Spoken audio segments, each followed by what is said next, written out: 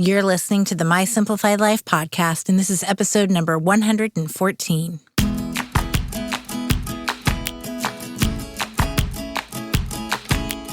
Welcome to the My Simplified Life podcast, a place where you will learn that your past and even your present don't define your future. Regardless of what stage of life you're in, I want you to feel inspired and encouraged to pursue your dreams, simplify your life, and start taking action today. I'm your host, Michelle Glogovac, and I'm excited to share my stories and life lessons with you while taking you on my own journey. This is My Simplified Life.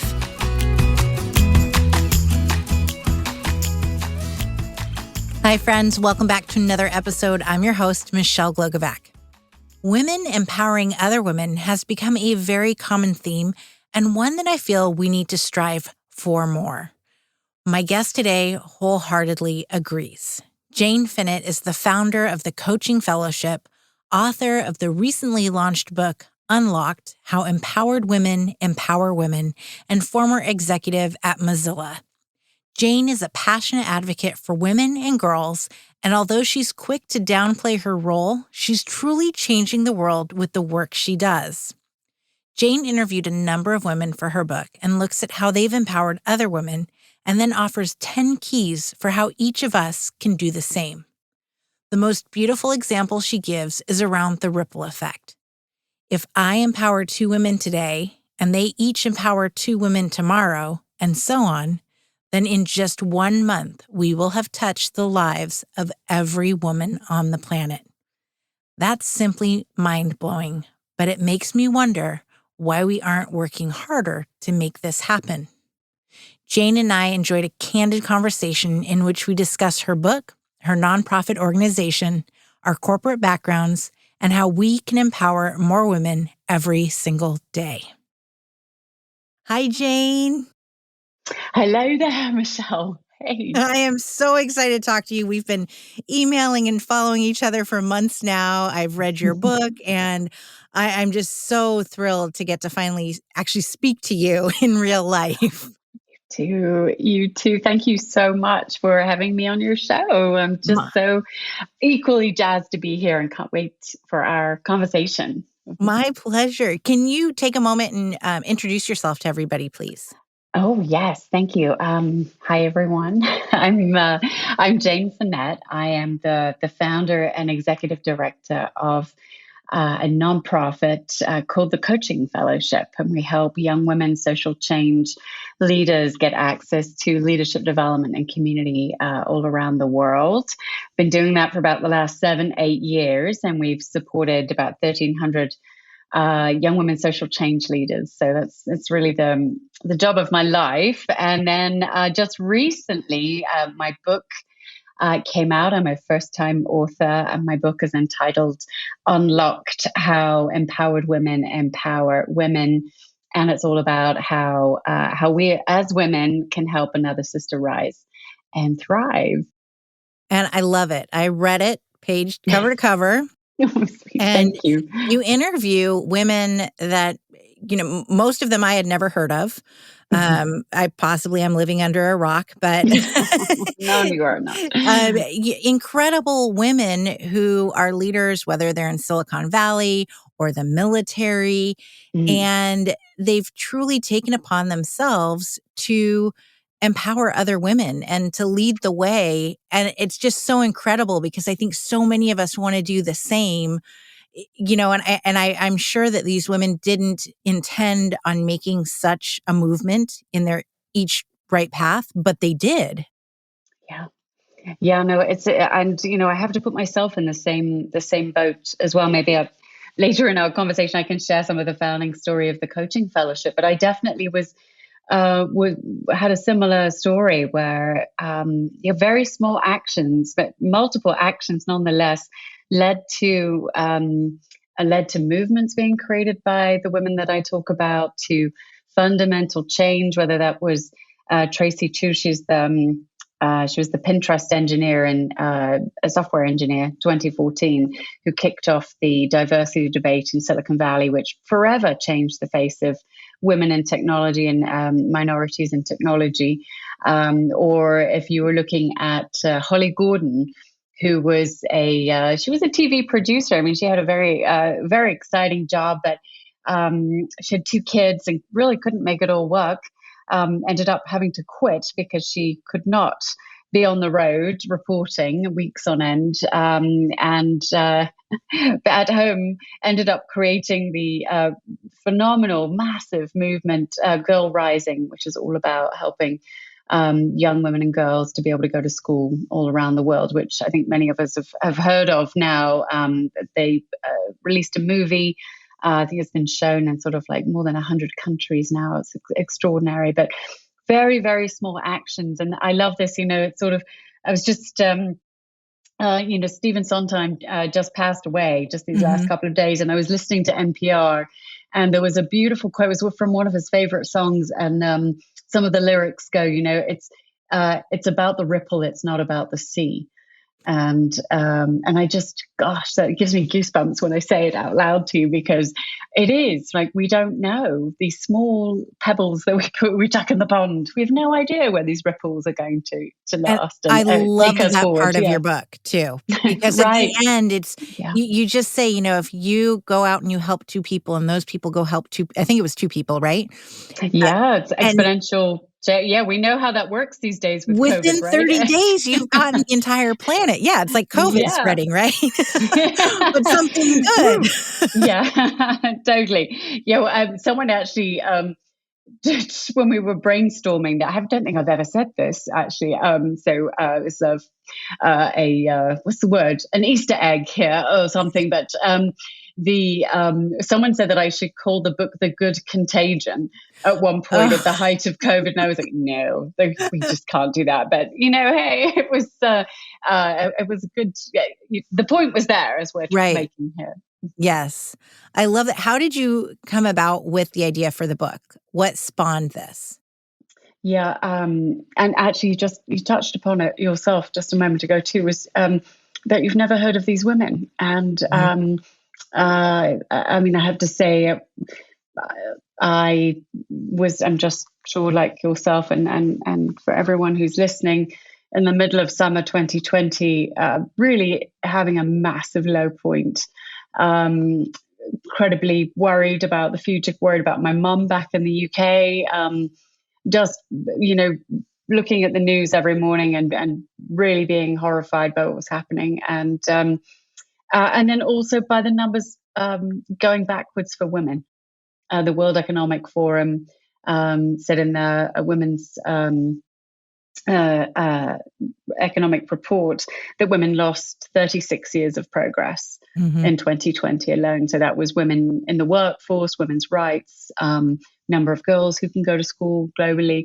All of those numbers just tanked. And, and I work for an organization that I created, which helped women. And I was like, wow, if I feel this down and this depressed and this stuck, how is it for other people? And yet, I know so many of the women I interviewed were women I know since many years, and knew that they were continuing their work. And yes, they're struggling, but they were still continuing. And I wanted to make sure their stories were being told to create a much more hope and much more momentum than these terrible statistics that we were all hearing every day. And so set to do that, first storytelling, and share their stories for really about hope and inspiration, and that we might all take a small action. And then the second half of the book is about the 10 keys that we can all do every day, really easy, repeatable steps that is within our power to help another woman in our lives. Because that part was also true, that I felt very unable to create change, like seeing how insurmountable some of the challenges are for women in the world. And yet we all know at our core, it is one person at a time. That's how change happens, just one person at a time. And so I was like, wow, we can actually do that. That is possible. Absolutely. So it's my first book. I've never written a book before. It was an incredible experience to interview these awesome women, and then to articulate it. Real gift. I love it. And it's so true that, we want, I think deep down, we all want to change the world somehow. And yet that sounds like such a big project and a task that, Yeah. well, I'm just one person, how can I actually change the world? And yet, as you said, the ripple effect that it has, we all have the power to do it. I often say that just doing a podcast interview can change a life. And, Yes. it can be something so small, an hour out of your day, that you just touched a life with your story, Mm. your message. Hopefully someone who's listening says, oh, I can simply mentor Mm. someone, answer that DM that came over Instagram to help someone. Uh, Yes. you know, Something as small as that can literally change a life for someone else. And now you have made an impact on the world. Yeah. No, it's so true. And I always come back to, just take a moment and think about how let's look in the last 1 or 2 years and look back and say, who was someone who helped you, who impacted, who made a change for you?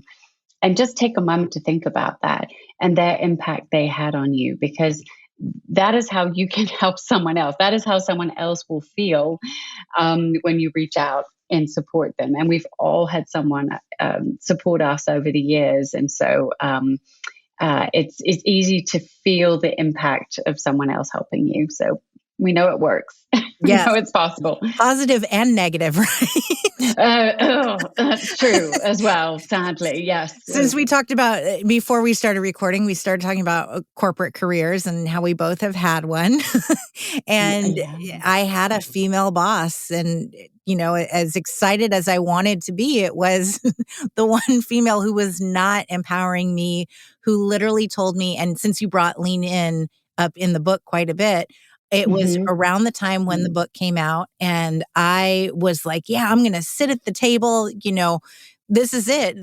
I'm going to lean in. And I literally remember I was called out to Miami, to the corporate office, asked to sit in on this meeting. And my boss said, don't you dare sit at the table. You sit at a chair in the back Wow. against the wall. And I looked at her Oh, and I that's said, so. I didn't fly all the way from California to sit in the back. I'll be sitting at the table. Thank you very much. Good So for you. there's those. Wow. And Yeah.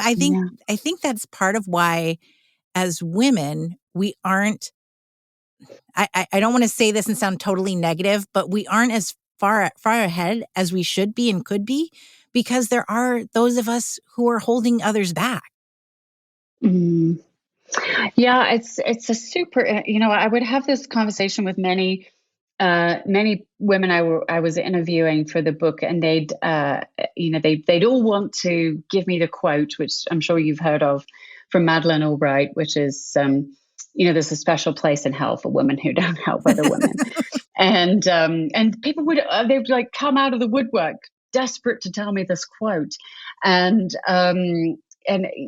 so, of course, wanting to unpack it, though I don't really touch on it very much in the book, because on the whole, it really is. I have found, and my heart breaks for your experience, Michelle, because, but on the whole, I am not hearing those stories as much as maybe we did, kind of like 10 years ago. And this was like And 10 years ago. So that's well, and good. yes, and I know we have a long way to go, and I do think that at the time there were so few women. I mean, I do write in the book about women being the only, I was for sure the only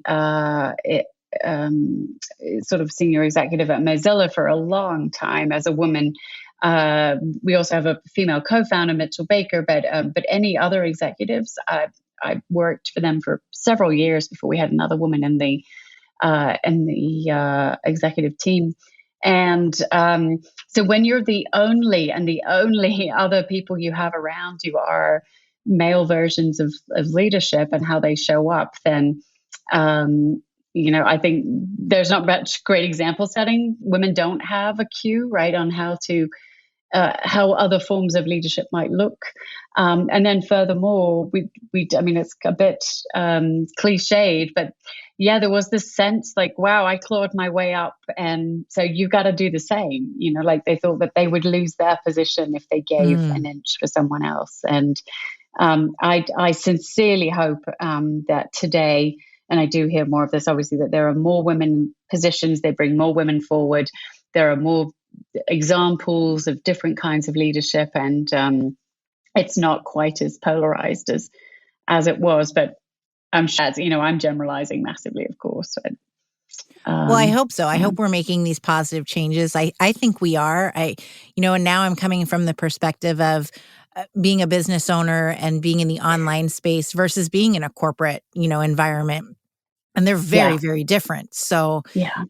I find that in the online space, as a business owner, women are much more supportive than when you are trying to climb the corporate ladder.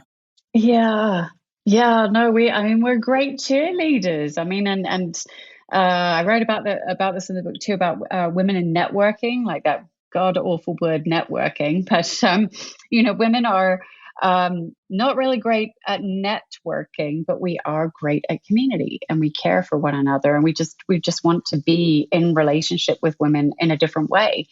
And that lights me up to hear you have like women in your corner, Michelle, as a business owner. And like it's hard running a business, and women generally build slightly different businesses than guys, and so we do need a strong community of women around us to help us keep pushing forward. Yes. Something else I love that you mentioned in the book is about how women tend to invest in things that are close to us, that mean something to us, and how that can make a difference. And I'm now at a point, I've been putting this on Instagram. I'm at a point in my business where I'm ready to not just invest in me, but to look at other things that I can invest in as well. And I'm not talking about like a 401k, like I've got that stuff. I'm talking about, other businesses, like what else can I do? And there's one Amazing. particular business that I'm looking at right now. But I am curious if you have more to say around that and investing, and how can we find these opportunities to invest in things that mean something to us, and not huge investments. Someone might have $100 or $200, to invest in, and that can make a difference. Yeah.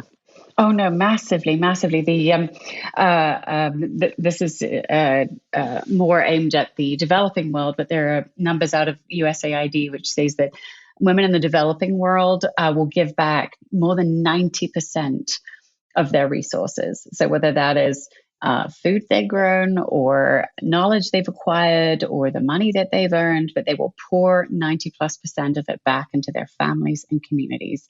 And for men, that sits around 41%. So wow, that's a huge difference, isn't it? Yeah. So that's why I'm always saying, like, you invest in one woman, like you will get that back like 1,000-fold, because but she is going to choose to invest, as you're saying, Michelle, but very, very differently. And I would say, certainly there are more like organizations who are helping women invest in other women and minority-owned businesses. On an investment level, organizations like C Note, with a capital C Note, they offer, gosh, I can't remember what the return is now, but they are specifically investing your dollars into community development funds, which is guaranteed to go to women and minority-owned businesses around in America. And then if you look at SheEO, this is a little bit more money than a couple $100, but again, SheEO is community-driven investing into women-led businesses. And I also just think, just what Michelle, you were saying about your more of a community of online women, is just when you can be more in community with one another, then you will hear of more opportunities to invest, I think, just in your local neighborhood, right, in your town, as opposed to on a global scale. But I personally, I love talking about, I love women talking about money and investing, because for me, this is where we get the real power to create change as well. Because right now, I'm sad to say it, but the vast majority of wealth is held by men. And so I get super curious and super inspired to think about, well, what happens when there's more of a balance of who holds the wealth in the world? Because whoever holds the most wealth gets to decide what's most important, what are the problems worth solving for, and how do we create a meaningful sort of society. And so yeah, like I wonder, will capitalism change when women, have more wealth and can choose to invest it like you are in a very different way in sustainable, women-led, minority-owned businesses? Wow, like that's a world I want to be part of. It's powerful. Yeah. I look forward to seeing what the decades ahead have in store for us. Yeah. And, there is, gosh, I'm forgetting, I'm not sure it was McKinsey now, the big consulting company, but there's quite a few of these reports going around, but they say by 2030, I'm sure it's 2030, there'll be $30 billion will be in the hands of women. So, and why that is kind of, I hate to say it, but like our baby boomer generation are, getting toward the end of their lives. And we know that gentlemen will tend to pass a little earlier than women. So that money, that wealth transfer by 2030 will be in the hands of women to decide how they're going to invest that money and where they're going to, where they're going to put it, and you put it to work. And so there's a whole bunch of investment companies now trying to figure out how to serve more women, because today the financial tools that are out there are aimed at men. They're not designed for women investors, right? Yeah. So, yeah. Well, I look forward to talking. No, that's like 8 years, 8 years in a month. True. And what am I saying? You and I will have coffee and tea, and I'll be like, yeah, I got my billion.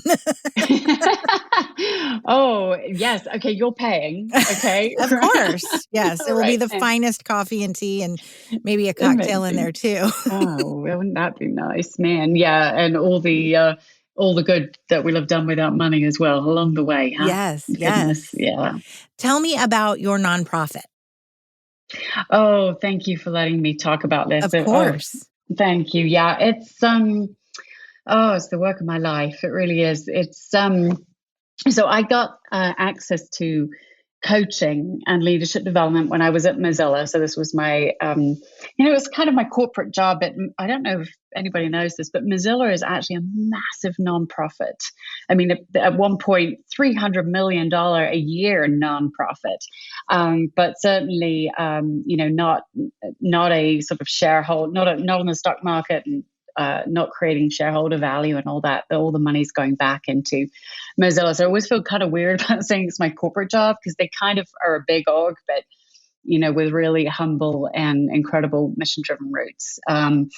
But it was there where I got access to, as I said, to this leadership development. And I'd had many trainings and communication trainings and leadership trainings all over the years, but I'd never had this opportunity to have one-on-one coaching. And it blew my brains. And I could not believe I'd never heard of it. I'd gotten way, to almost the highest level of my career. I mean, I talk about that job at Mozilla as the job of my life, the biggest job kind of my life, with the responsibilities I had, and but had no idea. And I was like, wow, like, what if I'd had this when I was 25? Like, how would my life be different? And that was all about, of course, like understanding what was getting in my way, really what were my deep innate strengths, what did I care about, what am I here to do in this lifetime, all of these kinds of things. Gosh, do I wish I'd got my arms around a little earlier. And so I wanted more young women to have this great gift of coaching. And of course, if you're in the social impact space, or you're working at a nonprofit, you're a social impact entrepreneur, you're an activist, let's say, you're not going to get that kind of leadership support. So what the Coaching Fellowship does is we're a fellowship program, and we give about, now it's actually grown quite large, but we give about 300 social change leaders the opportunity to get coaching, leadership development, in a year. And our fellows have come now from more than 70 countries, and they're extraordinary. I mean, they're mainly between the ages of 25 and 35, and they're working with indigenous populations in the Amazon, or they're inner city community workers, or they're working with renewable energies in East Africa, rehabilitating child soldiers in Sierra Leone, women's rights. I mean, it's just, they're incredible. I mean, it really, just the complete gamut of everything from humanitarians to, entrepreneurs working to create social change. So it's incredible. And we work with more than 200, volunteer coaches as well from more than 30 countries. And so it's, extraordinary to see their growth and to see their impact increase as well, not at the cost of their health and wellness as well, which, women, we give, and at some point, our health will fail or we'll burn out, and we just, can't do it anymore. So we want to keep these women doing what they do, but keep them well and healthy and able to do more with less. So you could have just written a book about yourself. Oh, that feels indulgent. It feels really indulgent, but you could have, because you're empowering a large number of women on a huge scale who are doing massively incredible things. Well, my belief was always that if we could help women do more, that the back to that pebble, the ripple effect and so on, that there would be, we'd change entire communities, and that if we could create more opportunities for these extraordinary young women to develop their leadership, that they would grow their teams and raise more money and have more impact. And so we'd all be able to benefit from that.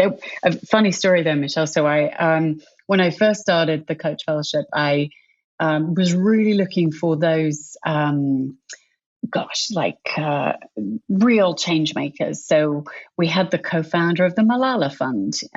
We had Debbie Sterling. She was the founder of Goldie Blocks, this massive toy for girls, one of the first engineering-based toys for girls, and a whole slew of other extraordinary young women.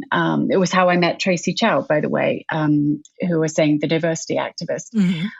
So they were all mid to late 20s doing this work. And I was overwhelmed to help them. But what I realized over the years what I had done was create an organization, which meant you had to make it. Let me get my words right here. You'd had to already made it before you could become a coaching fellow. And that was exactly the thing that I was trying not to do, because I had to, I had made it at Mozilla. Then I got access to coaching and leadership development. And I had this moment where I was like, goodness, I've just created an organization where we're choosing women based on the scope and scale of their work. And I am skimming off the top, who are extraordinary, and we still want to support them. But the other women who are up and coming will never get that chance. And so we completely retooled what we were doing and expanded the number of places. So we would only offer 50 places a program, and we went from 50 to 100 in 6 months, and have continued to grow that number so that we can help these extraordinary high potential women that are just up and coming in the impact space, so they can really benefit from this opportunity. That's incredible. That must really keep you busy too. If you've 300 fellows a year, right? That's a lot. And now 1,300 alumni. Yes, which we still keep in touch with. So no, it is, and yet it's good. It's just great work, Michelle. It really is. It's a gift. It really is. I don't dread the day ever. It sounds very rewarding. It is, and much like yourself too. When I'm a nonprofit founder, still a founder, and when we get to decide what we want to do today, right? What's the impact? How do we want to be with our teams? And that. I do wish that my hope is that the corporate kind of way of the world is changing. I mean, COVID has certainly shook things up, and and will continue to, of course. But it doesn't serve us. Like the business of people is people, Mm-hmm. and corporations have to keep remembering and figuring out their best asset is their people, and they won't have anything if they don't have healthy, happy workers and leaders. So, but you and me, we get to choose that every day for Yes, ourselves we these are days. lucky. We are. Oh, I love it, Jane. Can you share where everyone can find you and where they can find Unlocked, how empowered women empower women? Thank you. Thank you. I have a website, which is simply my name, janefinette.com. So that's a great jumping off point for, you can find out more about the coaching fellowship from there, and links if you're interested to take a peek at the book or buy the book. If you want to just go directly to Amazon or Barnes and Noble, you'll find it on their website. It's my shameless plug, but people have been giving it as gifts, to empowered women in their lives, which touches me greatly, and so I think it is quite a lovely gift. I'd be delighted to connect on LinkedIn. I'm always open for connections. Just let me know where we got in touch from. Perfect. Thank you so much. Thank you for not just joining me, but for really changing the world in everything that you're doing and with the book that you've written. It's beautiful. Michelle, thank you so much. Thank you. It's a great pleasure, and I know we're in good company here. And when we're all doing our bit, we have to be hopeful. Like this, the world is changing. Yes, and we're going to make it change for the better. Absolutely. Ladies, I really hope that this has inspired you to help another woman today. We can literally change the world by empowering one another, by investing in each other, by helping each other in any way that we can. Let's lift each other up and cheer each other on. Heck, go buy a copy of Unlocked and gift it for the holidays or the new year to the women in your life. Together, we are going to change the world on a huge scale, simply by being there for one another and lifting each other up. Until next week, answer that email or DM from a woman looking for inspiration or advice. Schedule a coffee date with your girlfriend and inspire her. And encourage every woman you know to keep going.